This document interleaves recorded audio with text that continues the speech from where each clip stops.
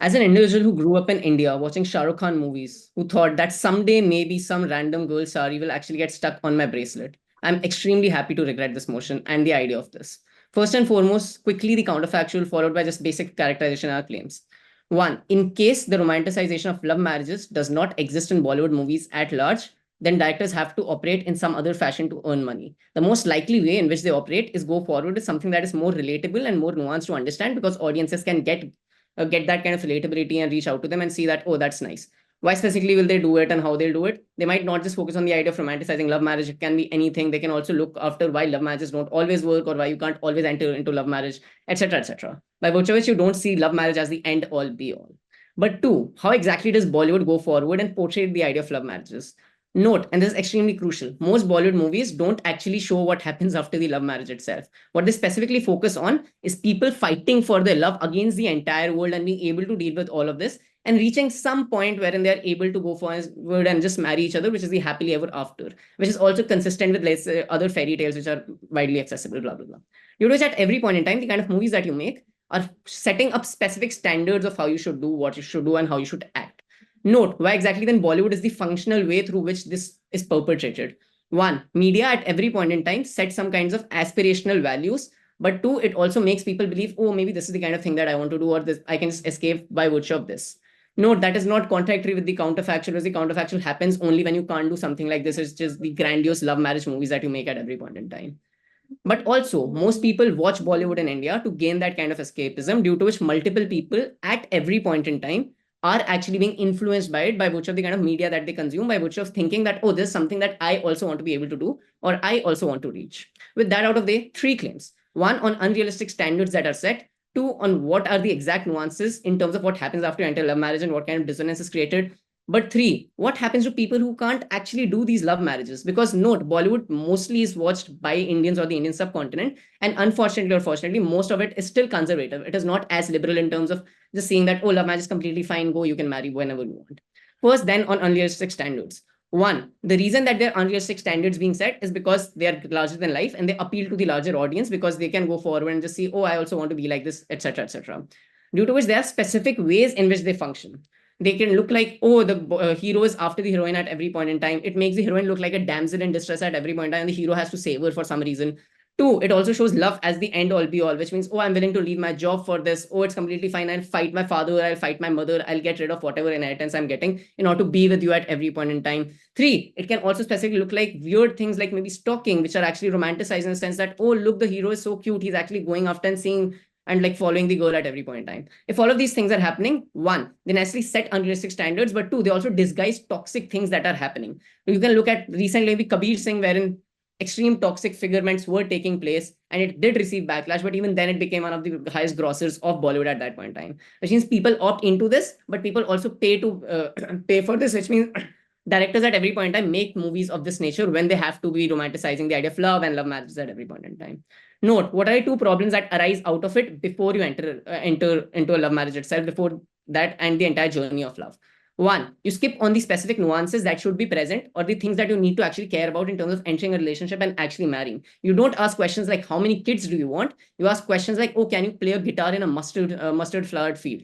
These are the kind of things that you care more about, who's able to be more grandiose, who's giving you bouquets every other day, who's doing all of these things. Because these are the kinds of expectations that you set upon themselves and yourselves based on the kinds of movies that have been made. Due to which you skip out on crucial nuances of the relationship that are actually needed. Why do you not deal with it, and why any other internal incentive that OP is going to talk about does not necessarily work? One, because you feel that it's satiating, you feel like a heroine yourself, or you feel like a hero yourself. Two, you are able to replicate your favorite movie stars, due to which these movies became extremely popular and how romanticism, etc., got associated with them at every point in time. Three, it also specifically looks like you being able to go forward and woo someone based on characteristics that you already saw. When all of these things happen, you skip out on crucial nuances when you enter the relationship itself, which means it's not a guarantee that a relationship will be good. But two, it also means that the kind of expectations you place on someone else are also highly unrealistic, which means the relationships that you are placed in and the expectations that you develop on out of it, which to say the kind of expectations I push on them and the burdens I expect on myself, are extremely defunct. What do I mean by this? It likely means that at every point in time, I expect them to be a certain way, and they can't be. They can't just leave their job randomly to come to my house and just chill for some night. And it's completely fine. That only happens in our world, where you're okay with showing it in this specific. I'll take your PR, don't worry. Where we are okay with showing this in this specific fashion, as opposed to going forward and trying to say that, oh, why is he not willing to leave his work, or why are they not willing to leave work? I'm so sorry, I'll pause. Like, just to confirm from the edges, I'm so sorry, there was some echoing, someone unmuted by mistake. So Yep, I think you're audible, so you can continue whenever you're can you ready. just confirm the last thing that you noted?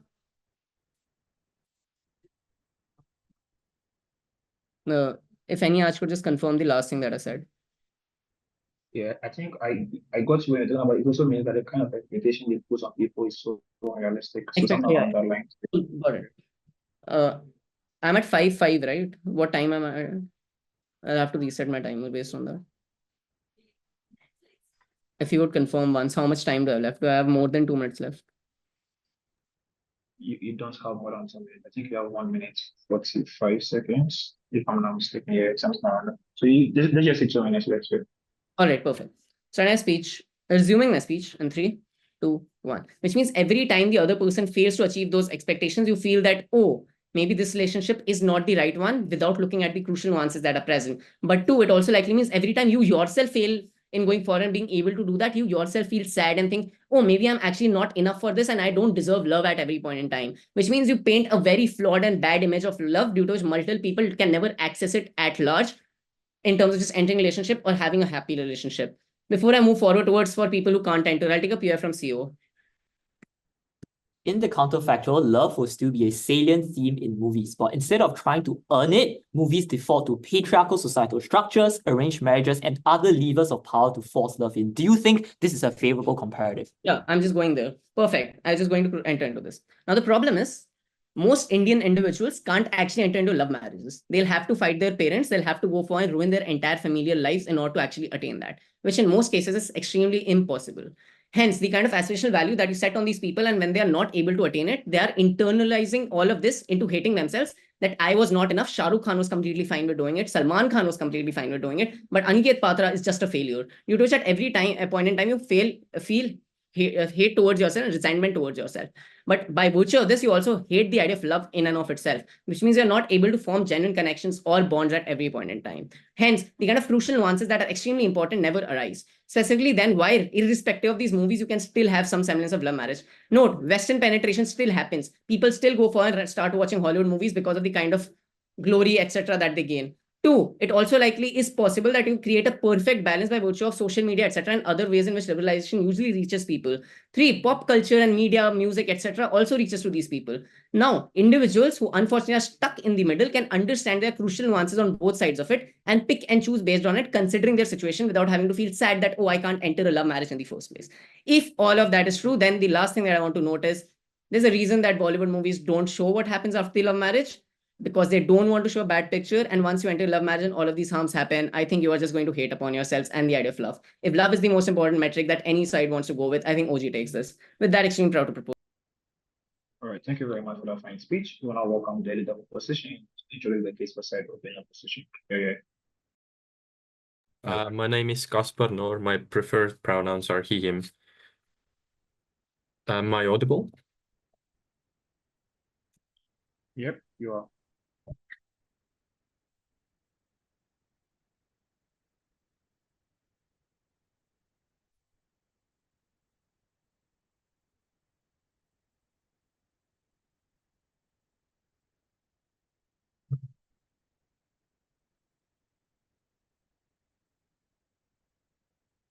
So I'll start my speech in 3, 2. Oh, wait. I'll start my speech in 3, 2, 1. Dear Judge, your parents may have created you, but they don't own you. In my speech about the counterfactual, about rebuttal, and then 2 arguments about, first of all, why this love marriage romanticization will work in the end, and secondly, about why love marriages are just so good and we have to do this motion. So, first of all, you said your counterfactual is you want the movies to be something more relatable, but we see that in the end, all of these other ways to portray love will either be that arranged marriage or something more else, like some bad boy style stuff or something. We find that love marriage is the ultimate or is the best option of all of those, and about that in my second argument.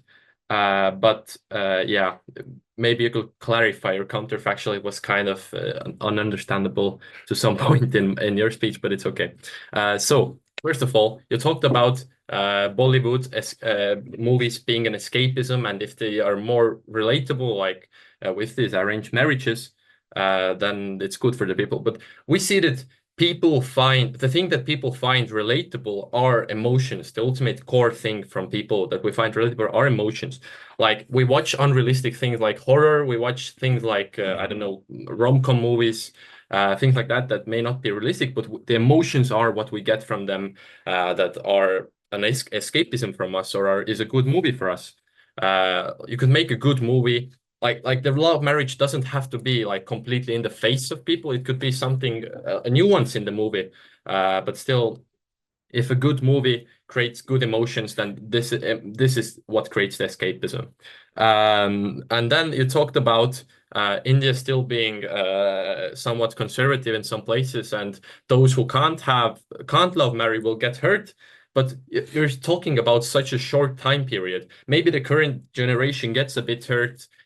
We don't really see if they do. If it's a good movie, I think they won't get hurt, but they will like the movie. But we talk about the next 20 or 50 years. This cultural change will build on. And now onto my constructive material about, first of all, why this love marriage romanticization will definitely happen, and it works through movies. So first of all, movies are very emotionally binding. They have these stories that gather your emotions and take them on a hook, and you really like the movie. It creates emotions in you. And when love marriage is the thing that creates these positive emotions in you, in that case, you will yourself also start to like these love marriages. Also, all these famous Bollywood actors are doing the love marriages, then, which is in turn normalizing these love marriages. And keep in mind that parents also watch these movies, not only the children. And this is another thing that is normalizing them. But also, more importantly, you see those movies from your childhood, and it builds on and it builds on. It drives this gradual change in the society, this cultural change, and this will build on, even if it is in the beginning. It doesn't have to be radical. It can in the beginning be a smaller nuance, but then it builds on, and in the next 50 years we will have this positive thing that people are more free. And also people through these movies will have a more positive perception of these love marriages and all. And you said that India is very conservative, but we see that India is actually liberalizing. We're seeing this kind of trend, and we think that this is a cultural change that can happen in India. And I think we have also the fiat for that. So, but now, more importantly, why are love marriages so good? First of all, individual liberty. As I started my speech, your parents may have created you, but they don't own you, right? In our world, through these movies, as I just explained, it gets more accepted to have this personal liberty in your parental relationships, be it through in categories such as marriage. You can also this means that you can do your own things. You can have more choices. Your choices are more free, and also, maybe even more importantly, you feel fulfilled because you made your decisions on your own, even if those decisions may have been bad decisions. And but it's all part of the process, and at least you feel fulfilled. Secondly, we see that these arranged marriages are pretty often loveless. It's just patriarchal. And also, you can't opt out of these marriages because divorce is, I think it is pretty stigmatized in India. Only divorce rate is only 2% in India, and because these marriages are often loveless, because you didn't choose your own partner. You didn't get married because you love someone. You got married because your parents chose someone from you. This means your life quality falls because maybe you're not as compatible, or you don't have that support from that loving partner as you do otherwise in our motion. Thirdly, we see that caste system. We see that parents often choose your partner from the same caste. let's just move on from this point. I'm not entirely sure what I'm talking about right now. Fourthly, we see that love marriage narrative brings on this sort of narrative where divorce might also be more accepted because divorce is stigmatized in India with only a 2% rate. We see that this might be because when your parents choose a partner for you, this means that divorcing them your parents might take it as an insult, and this can feel a lot stigmatized. Your families are already together. And we see that this love marriage, you choose your own partner, you can divorce your own partner if you want to. This is a good change that will happen, and it will be a good change that happens because, again, this is part of your personal liberty. If your relationship is toxic or someone cheats or I don't know, whatever, then you can find a new partner and you can move on well with your life. So for all these reasons, we want to bring more personal liberty to people's lives, and we think that our factual is better than any counterfactual.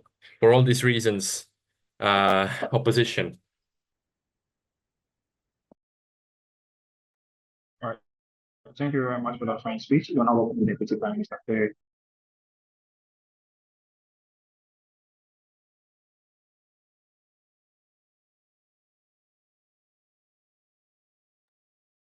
And DPM, ready when you are.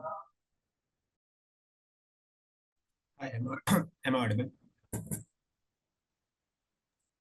Yes, you are audible. Just a sec.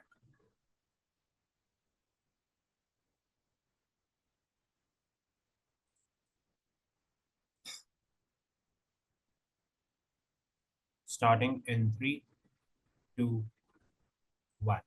I think the first thing I want to prove in my speech is why unrealistic expectations set by Bollywood are the worst thing in this debate. So even if closing benches want to run anything, this is something that weighs over them, because we prove why Bollywood is the tipping point in this debate and is something that makes rose-tinted glasses at the very first place. First, often in countries like India, there is already pressure to create families and marry because things like family legacy and things like your own bloodline are given a lot of preference in countries like India because of things like religious culture and because of things like conservative ideas, which are very rampant and prevalent in today's society. That's why like India has the highest population in the world currently. That means therefore people are already vulnerable in instances when they have to make decisions regarding love, regarding marriage. So that means that when they are already in a vulnerable position, it is absolutely necessary that they get the autonomy over such an important decision, that they can at least run their brains to know whether they should marry this person or not. At a point in time, already pressures exist. What OP does is just give Bollywood more leverage to take away this autonomy from people and make the choice by themselves. So that looks like that even if I do not think I'm in love with that particular person,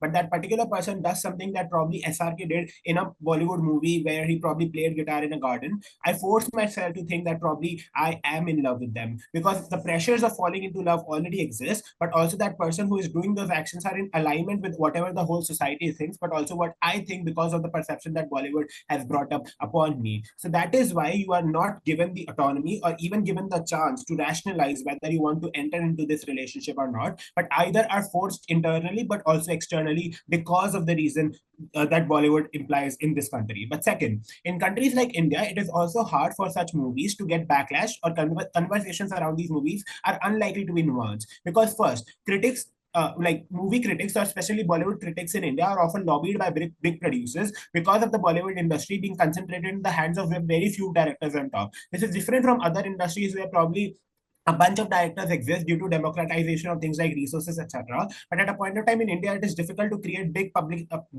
film houses and big film cities. Therefore, only a few directors have power on the top and are able to easily lobby with critics and easily lobby with communities to not get any sort of backlash against them. But second, there is already a prevalent culture from the very start of the Bollywood, or from the very origin of Bollywood, where love has been romanticized as side opposition. So it is unlikely that future directors who come into play often have even the autonomy to create any sort of other media, because now they will not ever get audience at the very first place, because the culture in Bollywood in of itself is romanticizing romantic movies. So therefore, they are also pressured to not backlash against these movies, but create these movies themselves because profit then takes over their mind. But third, even if other forms of media can still push unrealistic expectations, and if that is what ONC wants to talk about, I think Bollywood is particularly bad because in the amount it is consumed in comparison to other forms of media. Because of the culture in India around Bollywood being so strong, and other forms of media still not be able to penetrate to such a large extent. Like literally, first, this is empirically true because Bollywood produces probably 1,000 movies a year. That is more than any other industry that is out there, whether Hollywood or whether other industries that are present in India.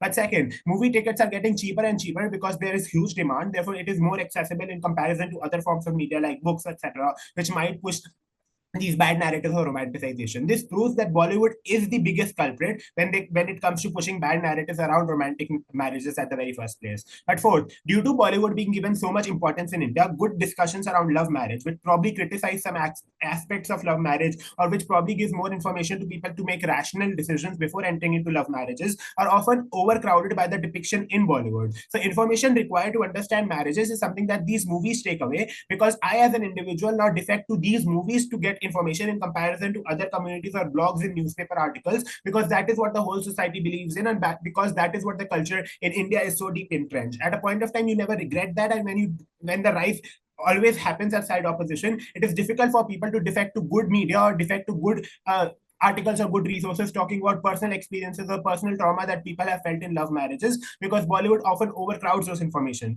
But on a comparative, when this rise never happens, it is more likely that people defect to these liberal discussions and personal stories more, because this is the only source of information that is now present. Love is something that is still important for you. Marriage is something that is still important for you, and you want to get information. At a point of time, this rise never happens on our side of the house. You're more likely to get better information, therefore your rationale and decision becomes better. This weighing is most important in this debate, because first, this proves that Bollywood is the tipping point for the toxic portrayal of romantic relationships in India. But second, how Bollywood is the culprit that also filters out any good discussion that happens on both sides of the house, but it filters out on side opposition. But if it does not exist on our side, it is more likely that these good discussions come into the picture. The second thing I want to do is just weigh our worst case also something that is better that op benches want to run. Even if in our world, if people are pushed into arranged marriages in absence of this romanticization, I think that is still better. First, due to a lack of romanticization of arranged marriages, people have incentives to have a lot of discussions before entering these arranged marriages, because now they are not being put under rose-tinted glasses or being put under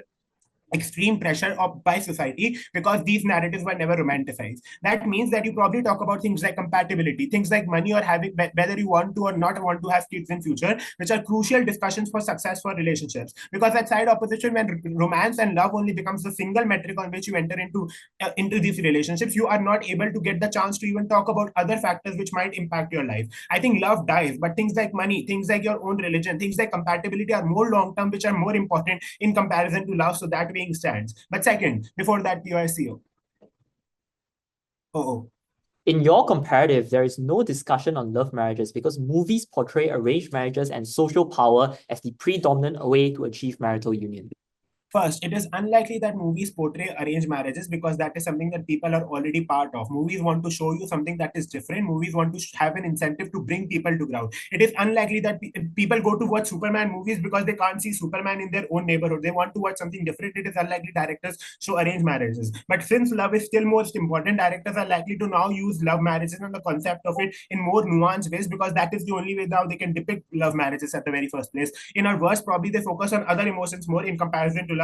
I think that is still okay. Why arranged marriages are still okay? Second, arranged marriages often are also successful. You develop love as you live with them. You at least get access to some support instead of waiting your whole life for that Prince Charming to come, who never comes because of the unrealistic expectations set by Bollywood. You do not expect much in these arranged marriages. So every small happiness is much more important than the happiness in love marriages, because in love marriages, that happiness never achieves the standards that Bollywood sets. So you're still more happy on our side. But third, families remain intact on our side. You create more fissures at opposition because Bollywood shows that you need to fight with your parents to get to love marriage. Children don't discuss things with their parents, villainize them, and lose their support in long term. It is crucial because love marriages are often likely to fail because the very reason you entered into them was love, disregarding other factors like money or compatibility. So it breaks and love dies. But now the problem is that you are left with neither family nor a partner. On our side, in our worst case, at least family with you. Because of these reasons, I think we win in our worst case, but also love marriages are just bad.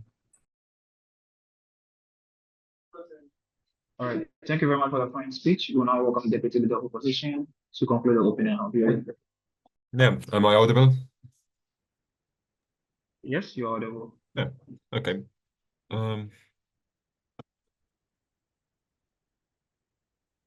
Panel, in 2022, the percentage of arranged marriages in India was 68%. Currently, it is 44%. We see it as the greatest societal narrative that is happening. It's freeing millions and millions of women from societal structure. It's removing patriarchy and it's making agency and it's giving it back to the people where they can choose who to love, they can choose who to actually have relationships with. We say this is the greatest narrative that currently happens. It provides agency and it provides freedom to actually make something that of your life that you want.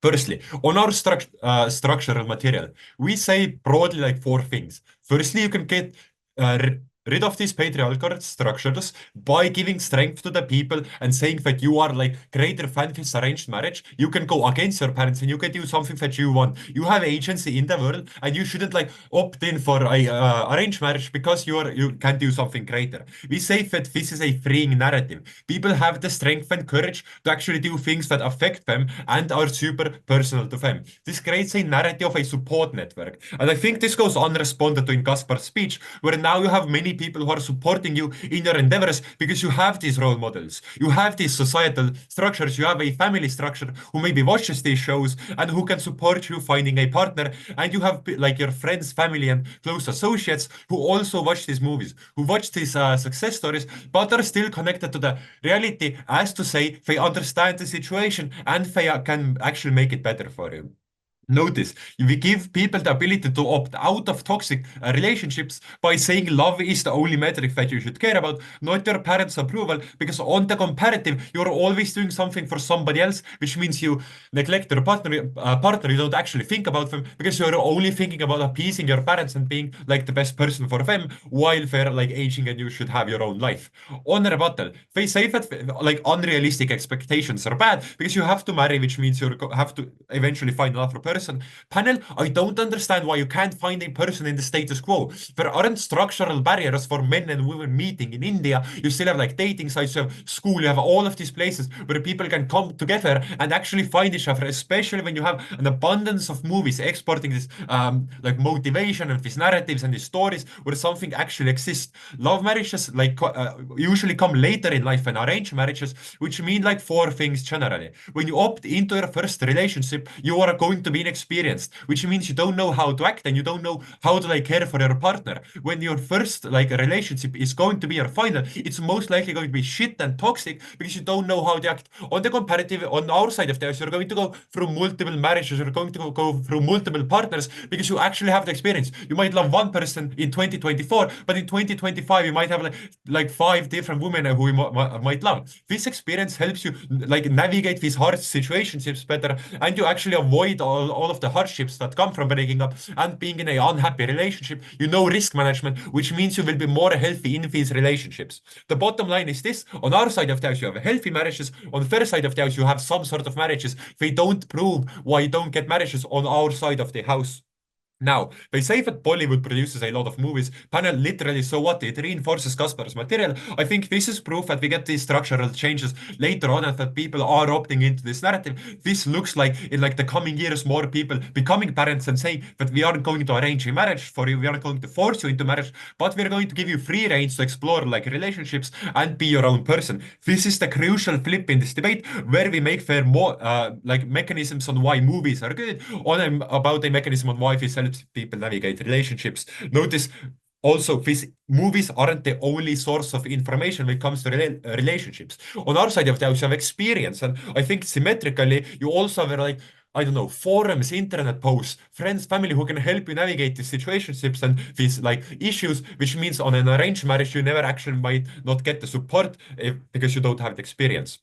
Now, let's talk about this very substantive material. When say that these movies are larger than life, I don't understand why this is a bad thing in this debate, because most narratives are larger than life. You have to export some kind of hope, you have to export some kind of thing, because these movies are for like young teens who are looking for escapism. Your life may be shit, you might have a helicopter parents, you might come from a poor background, you might be overworked in school, you might be really bad at debating and it's making you self-conscious. At that point in time, you want some sort of escapism, You want to look at these fairy tale movies and think this is something that could happen to me. I might still hold on because this could be my life if I like stick to the grind, if I struggle it out. And this is the hope that I need. Sometimes we say that these movies are uniquely magical to the people who are consuming them, and we say that these stories are like these fairy tale things that people can attach themselves to.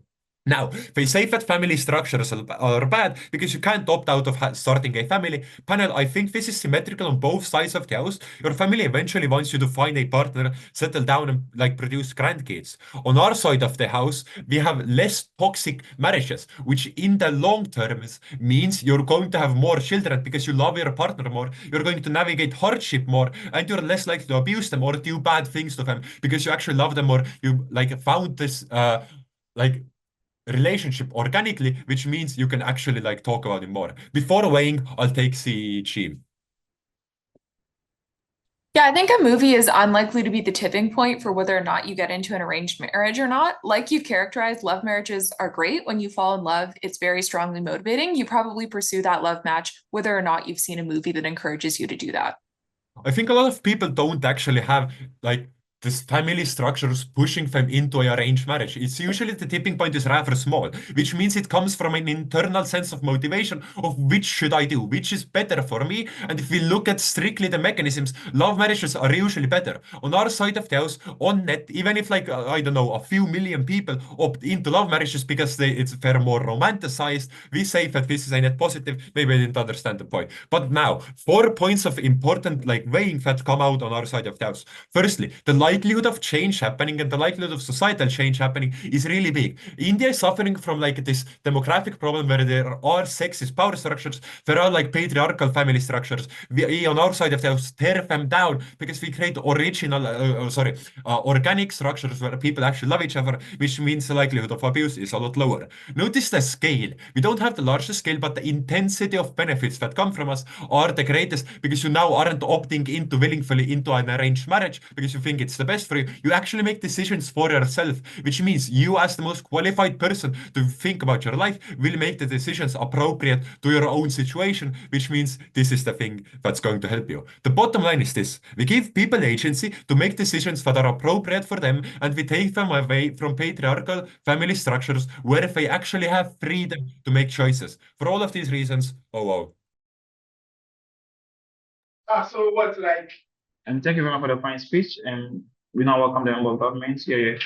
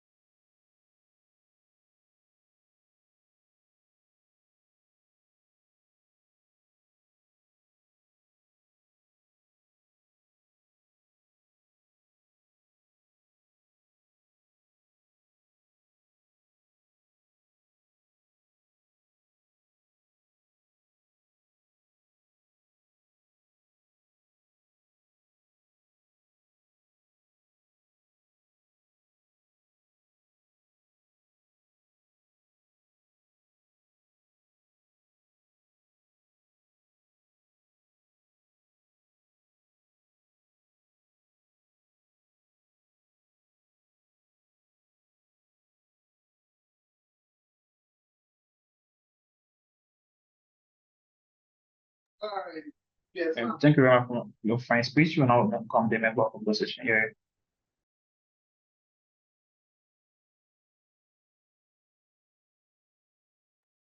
Am I audible?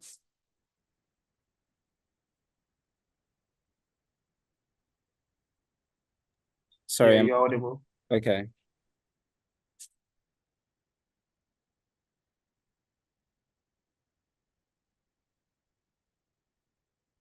Two extensions from closing opposition. First extension, why in the counterfactual arranged marriages will be glorified in a perverse manner, which will reinforce entrenched patriarchal and excessively paternal norms.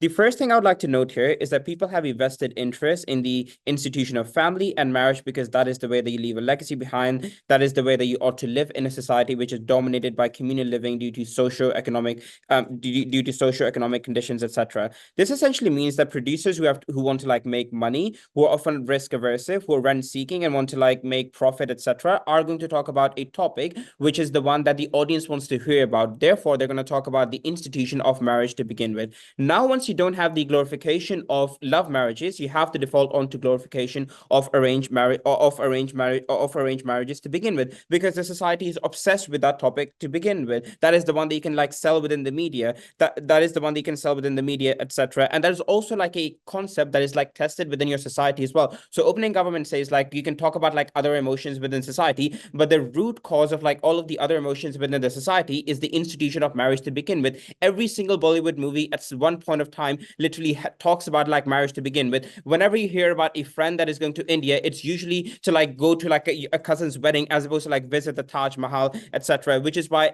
marriages is like such a crucial topic when it comes to the social discussion that is happening in India and consequently Bollywood to begin with as well. Why will then the concept of arranged marriage be glorified in a very perverse manner? The first one is that essentially it looks like that you ought to listen to your parents, as that is the pathway to a happy life, because once you have an arranged marriage and the movie ends in a happy ending, because most movies end with a happy ending because people don't want to like hear like negative emotions, otherwise that leaves a bad experience for them, essentially means that now there's a principle that the society is like extrapolating that you ought to like listen to like the elders, etc. So now it doubles down on a lot of the archaic and old traditional norms, and there's a compounding effect which further entrenches for you to necessarily go towards these arranged marriages. But second of all, you have a bias towards your own culture as well, which is why it's very difficult for you to like highlight some of the worst form of abuses that might be happening in arranged marriages, because that might be an ill portrayal of your culture. One movie might do it, two movies might do it, but when we're talking about like the romanticization of like the industry as a whole, we have to talk about like most majority of the movies as well, especially the ones that sell the most tickets when it comes to the cinema houses, etc. Because it is often very difficult for you to like criticize your own culture when it comes to like these specific topics as well. But third of all, if you talk about the perpetrator, then you often talk about people who hold like the economic and political capital, whether in families or whether in the country as a whole as well, i.e. like Hindu nationalism, because like that reinforces like marrying just within your own caste, or it may look like you're talking about like your mother-in-law who might like abuse you, but often the reality is that like mother-in-laws don't want to like vilify themselves within these movies to begin with. So it's very unlikely that you're going to portray a character of like those specific people who might like perpetuate abuse, because those people are just not going to watch the movies. Those people are going to like disallow people within your own households from like watching those movies as well.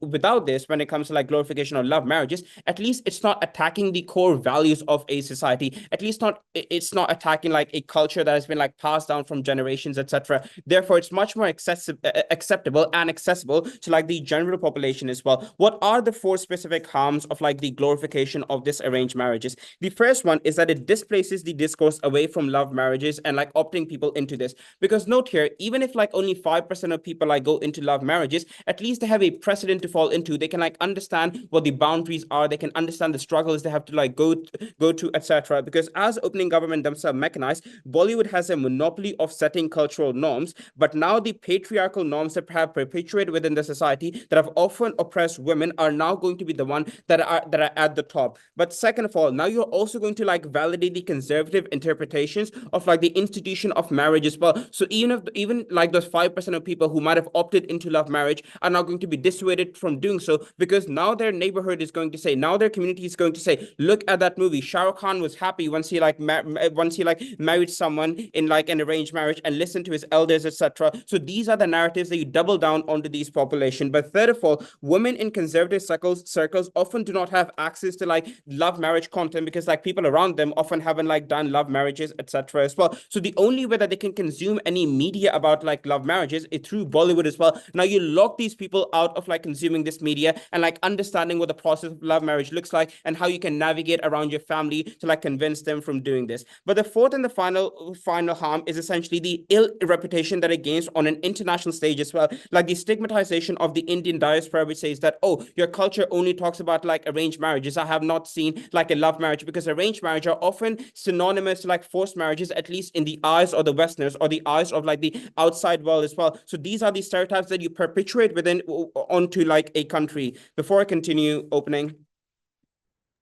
Yeah, I think that's the mistake you're making. Why does Bollywood show love marriage in the best possible way? It shows extremely extravagant things which people can't do, due to which they feel extremely sad, or place misplaced expectations. That's my second extension. Why is the portrayal of love marriages and relationship done in a realistic manner? Note here that there's obviously some dramatization. That is the point of a drama and a movie to begin with. But why is that dramatization done in an effective manner? First of all, you don't want to demonize the family. So like, even if there are two people who are like in a love marriage and their parents are against it, you don't demonize those parents, because you risk assaulting the cultural identity and like alienating those people from like becoming your audience base to begin with. So it looks like that perhaps there was a misunderstanding, and it doesn't look like the parent was like actively oppressing the daughter or the son from not marrying like the other person. So in one of the Shah Rukh Khan's movie, a rich father doesn't want a daughter to marry a poor person. While that is a wrong, the movie does explore the reasons why the father doesn't want to do this, i.e. not giving his daughter like economic hardships, etc. So it's not like vilifying the father. It is simply saying that you might have like these misunderstandings and misconceptions,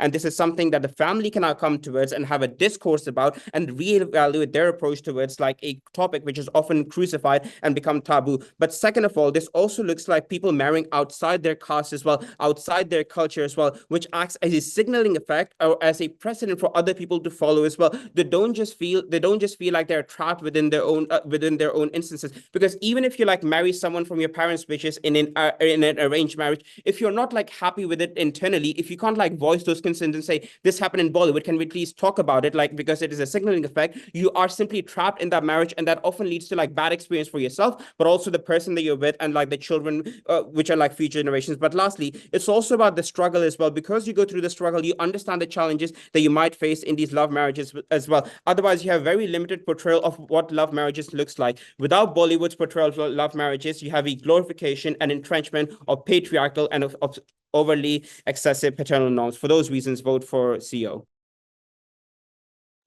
All right, thank you very much for the fine speech. We now welcome the government's whip. Yeah. Thank you. Please put the POIs in the chat. I'll try to take one after my 5th minute. We tell you that the romanticization of arranged marriages is actually something good.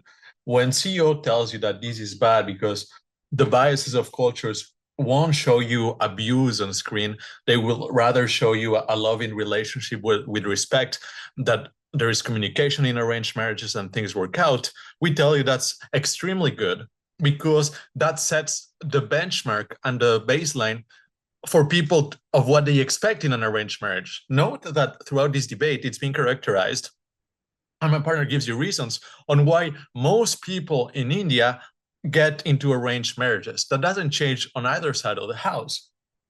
What we tell you is that on our side of the house, these arranged marriages, which make up most of the population, and particularly the most vulnerable ones, that are probably going to be in those situations regardless, because they don't have a choice because of economic reasons, social pressure, parents, etc., now have a better chance of having a respectful relationship, because this is what's portrayed, this is the narrative that's pushed, this is what they are led to expect, this is what their partners are exposed to as well, and this just simply creates better arranged marriages that exist regardless on both sides of the house. What else does CEO bring to the table?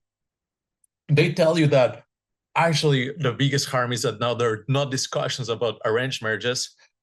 First, they need to prove why arranged marriages are so bad.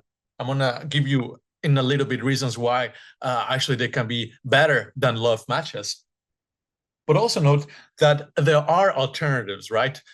There is not a monopoly, as they want to characterize, on why this is the only thing that exists. There's Western media that portrays love stories like La La Land or all the romantic movies that are produced in Hollywood that are probably consumed all around the world, including in India, which means that when we have these Bollywood romanticized and arranged marriages, it's a unique opportunity to actually show a better picture and portray in a better way what these should look like and improve the quality of life of millions of people.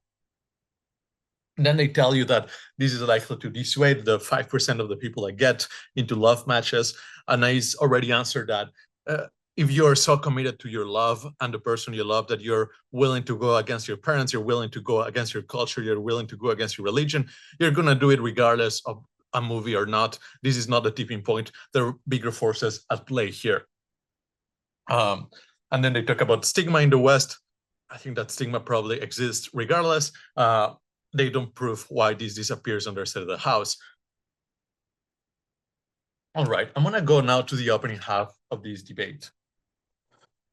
First, note that OG and OO both fall in the trap of assuming that this automatically has an impact, right?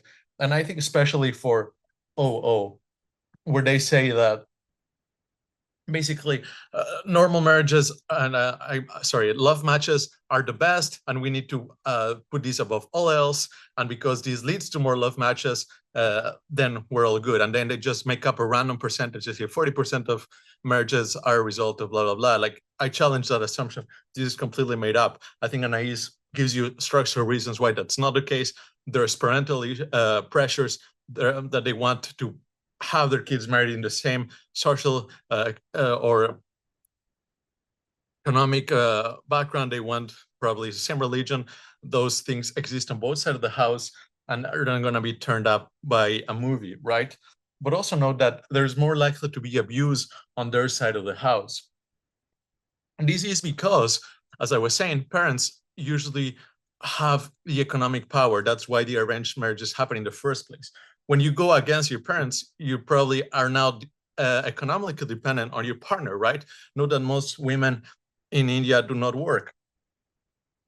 This means that when you get outside of the shelter of your family, now you're more completely dependent on the goodwill of your partner, right? So if your partner turns abusive, you do not have a family to turn on for help because you abandoned your family. Your parents probably told you, if you decide to go against us, you're going to be on your own. You are on your own. You're more likely to suffer from abuse. Know that when there is emotions involved in love matches, there is more likelihood of emotional manipulation of things like feelings being used to justify abusive relationship, violence, etc. So actually, I think you get a worse relationship on their side of the house. At this point, I'll take a POI from OG. POI, CO? OO. CO? CO, sure. Many Indians only speak their regional language and view Western movies as colonial imposition. Why will they watch La La Land to learn more about love marriages? Also, Western media is more dramatic due to visual effects and access to better studios. You knife your OG. Yeah, so first, know that India is a place with a huge diversity of languages. That's why most Bollywood movies are actually made in English. So the same reason why people watch Bollywood English made in English is the reason why they're going to watch La La Land. But outside of that, even if they only watch our arranged marriage movies, that's actually something good, because as Anais tell you, and I tell you, this portrays a better picture because of reasons Anais gives you, such as the investor wanting to appeal to a broader audience. They are likely to present this in a positive way that actually is not super conservative and leads to a development of liberalism in these marriages at a slow pace, right? Like, you're not going to go from 0 to 100, but the first step to liberalizing marriages is obviously to make arranged marriages better and less constrained. Okay, so what does OG bring to the table outside of that? Basically, they just tell you that love is bad and that there's bad matches and that you're gonna hate yourself. All of that is completely reliant on these people actually changing their minds. Note that our mechanism does not depend on people leaving arranged marriages. Our mechanism actually works on the status quo, which is that most people still enter in arranged marriages when they consume these media. This means our impact actually is greater in the scope because most people are in those arranged marriages, but also the most vulnerable people are in those arranged marriages. That's why we win this debate, because we care more about making arranged marriages better than increasing the number of love matches, which is probably going to be marginal on either side. Proud to pose. All right, thank you very much, and operate.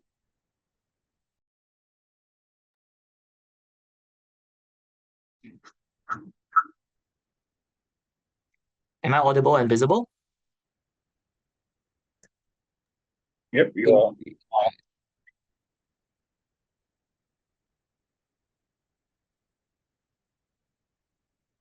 Is this better? Oh, okay. I guess this is the most I can go because my table is pretty low. Yeah. All right. Just give me half a minute.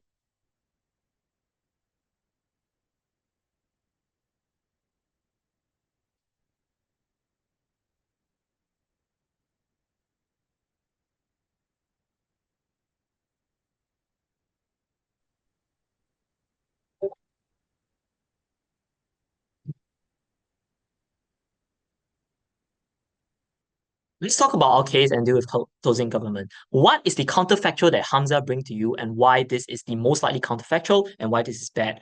The theme of love will still be in Bollywood because love will always be a popular and salient topic within movies as a whole. But the implication now is that arranged marriages are glorified. You default to other structures like parentally arranged marriages, religious influences, patriarchal power. These will be the main ways in which marital union is realized. In comparison, romanticized love marriages will now be downplayed, will be seen as futile and stupid, will be seen as something that actively goes against the power structures that are supposed to define and shape society. What are the main impacts for this? A, there is greater social censure for individuals who pursue love marriages, and this will happen because for centuries, societies have never been able to control individuals' based impulses, i.e., no team acknowledges that on both sides of the house, love marriages will still happen. But at the very least, on outside the house, there is some level of social acceptance insofar as Bollywood has pervasive influence within India, is able to, at the very least, change the minds of individuals who are down the middle in the political/social spectrum and are more willing to be receptive to these kinds of changes. But secondly, you double down on patriarchal, religious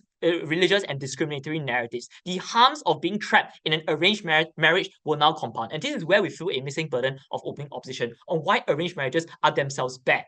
Firstly, a lot of people marry based on things like class and ethnicities. So when you do this, you entrench harmful social divisions. Hindus can only marry Hindus. Muslims can only marry Muslims.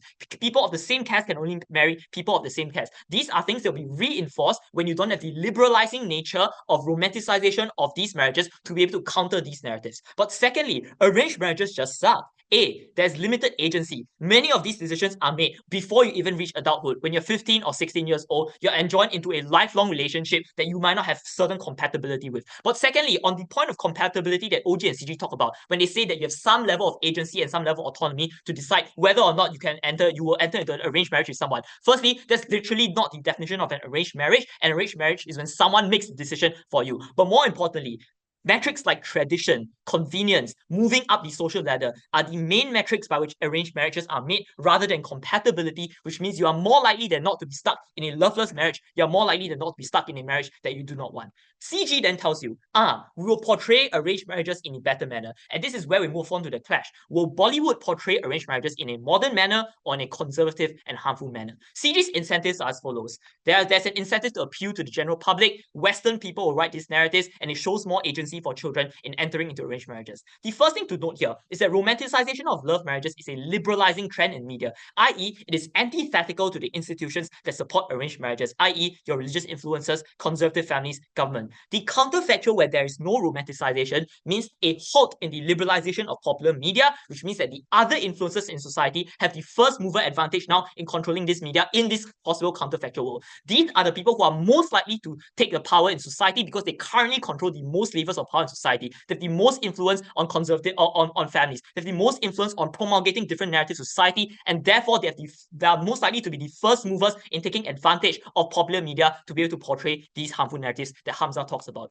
This means that by and large, arranged marriages are still going to be portrayed through the lens of conservative social mores. You do it because God says is important. You don't want to let down your family. You want to serve the nation. This downplays the liberalizing effect that CG tells you. But secondly, these people have active incentives not to liberalize the media, to let Western narratives permeate the media because it undercuts their own authority. I.e., because when we bequeath agency to individuals to decide on arranged marriages, village elders and religious leaders now lose the agency to decide how their children should marry. I.e., if I let them decide based on some metrics, I can no longer decide on them based on whether or not they should marry on caste, on ethnicity, on class, etc. Note that this is in the backdrop of Hindu nationalism right now, which is taking place in India, which means that the desire to keep control of media, to be able to promulgate these kinds of narratives and marrying within Hindus, marrying within a certain dominant class will only be exacerbated. But secondly, even if agency is shown, it is more likely than not to be portrayed disingenuously. That is to say, to make people think they have more agency, when in reality, they are still relying internally and mentally on the patriarchal, highly religious narratives by which they decide their marriage partner, because this is something that's been ingrained from the start,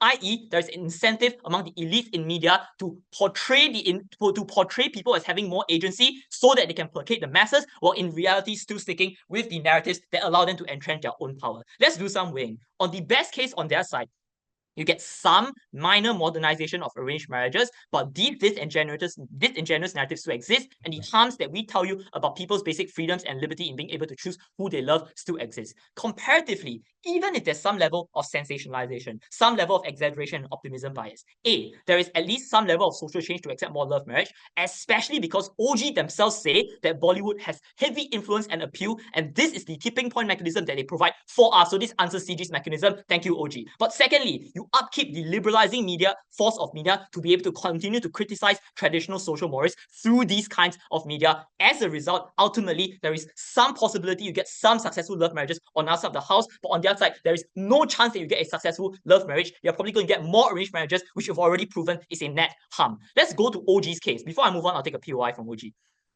You are factually untrue, because love in Bollywood movies is also racist, where only a Hindu falls in love with a Hindu and a fair girl only gets love. Yeah, let's deal with that right now.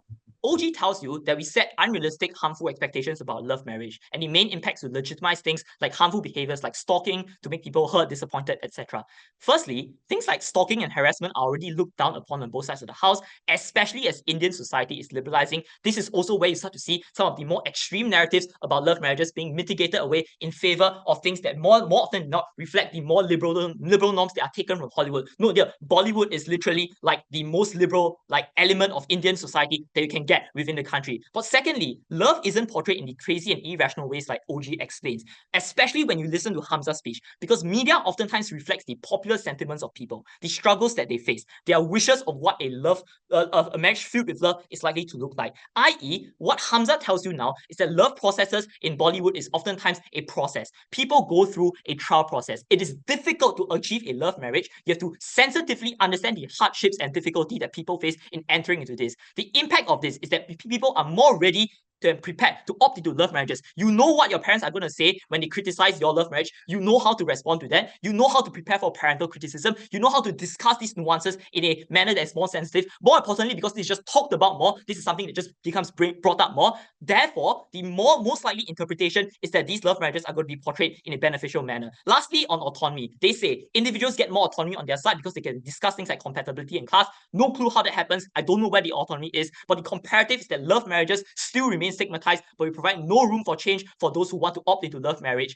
Ultimately, since love marriages still happen on both sides of the house, at the very least outside, we give some level of social acceptance. On their side, we have a bunch of harmful, loveless marriages and arranged marriages. Very proud to oppose.